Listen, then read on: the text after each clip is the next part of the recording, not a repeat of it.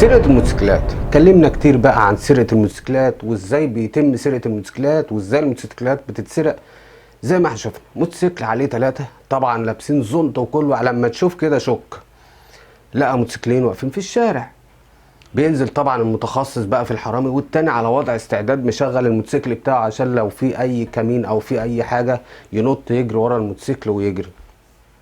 الواد ده بيأمن رايح جاي على الموتوسيكل، الاتنين راكبين على الموتوسيكل عادي والموتوسيكل داير طبعا اللي هم راكبين عليه، وزي ما احنا شايفين هنا بقى دور كاميرات المراقبه لما بتزوم ما بتشوفش ملامح ولا وشوش ولا اي حاجه.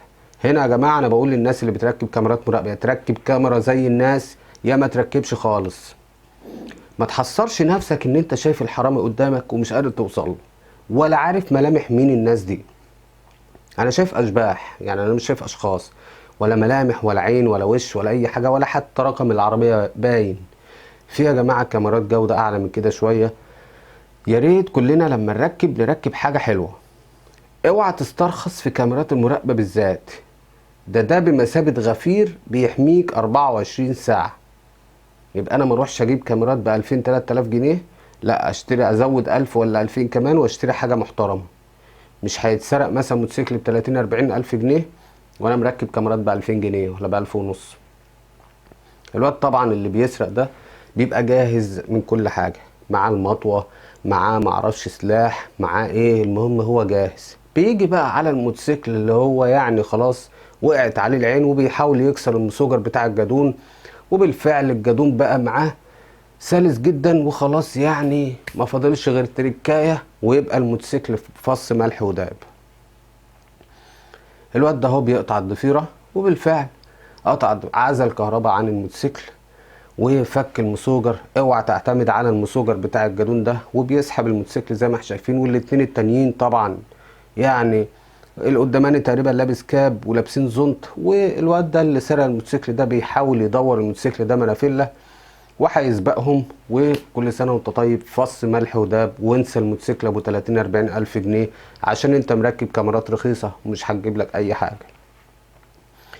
وفي الحالة دي بقى هتحاول تنشر الفيديو وتقول يا جماعة يا خلق هو يا عالم اللي يعرف الشخص ده. موت يا حمار. كاميرتك هي جايبة أشباح مش جايبة أشخاص، وانت مش شايف أي حاجة ولا هتقدر توصل لأي حاجة. 3 أشباح واقفين سرقوا الموتوسيكل بتاعك قدام عينك وانت شايف الفيديو كويس وما انتش عارف توصل لأي حاجة. يبقى من هنا كاميرات المراقبة لها دور كبير جدا في الكشف عن الحرامي. انا ما يفرقش معايا انا شايف ان انا الموتوسيكل بتاعي اتسرق ازاي، لا انا اللي يفرق معايا مين دول. وهنا بقى ننوه على موضوع كاميرات المراقبة. اوعى تسترخص في موضوع كاميرات المراقبة ده، لازم تكون متأكد 100% انك مركب كاميرا جودة فوق 100%. يعني في كاميرات 5 ميجا فيما فوق، تجيب 5 ميجا. 5 ميجا بتوضح ملامح وارقام لوحات السيارات. ولو الإضاءة ضعيفة شوية في الشارع عندك حاول تدعم، تحط كشاف، تحط لمبة، تحط أي حاجة تزود إضاءة شوية عشان لما يحصل حاجة زي كده تبقى أنت مستعد أو تعرف توصل لأي حاجة. الحاجة التانية والمهمة بقى اللي أنا عايز أتكلم فيها هي الواير اللي بتكلم عليه ده.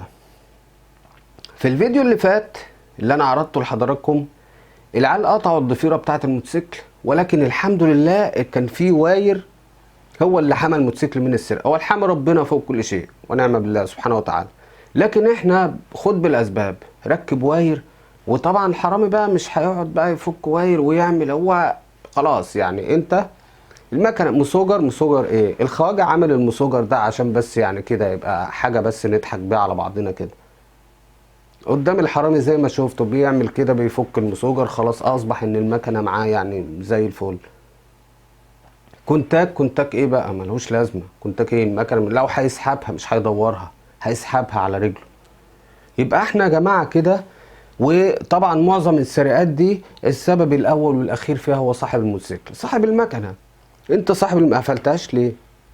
ما امنتش نفسك ليه؟ ده مكسوف حضرتك تجيب واير وتدخله في الكاوتش وتربط تسوجر المكنه، معتمد على مسوجر. هي عربيه ملاكي، العربيه الملاكي النهارده بتتسرق، يبقى موتوسيكل مش هيتسرق؟ يا جماعة لازم نخلي بالنا شوية. احنا النهاردة موتوسيكل بكام؟ عشان لما موتوسيكل يتاخد منك، وفي الغالب الواد ده هياخد الموتوسيكل هيبيعه ب500 جنيه ولا 1000 جنيه. هتستفاد انت ايه لما تشوف الفيديو قدامك كده وانت مش قادر توصل للحرام؟ هنا في غلطتين: غلطة كاميرات المراقبة رخيصة، استرخصت في كاميرات مراقبة.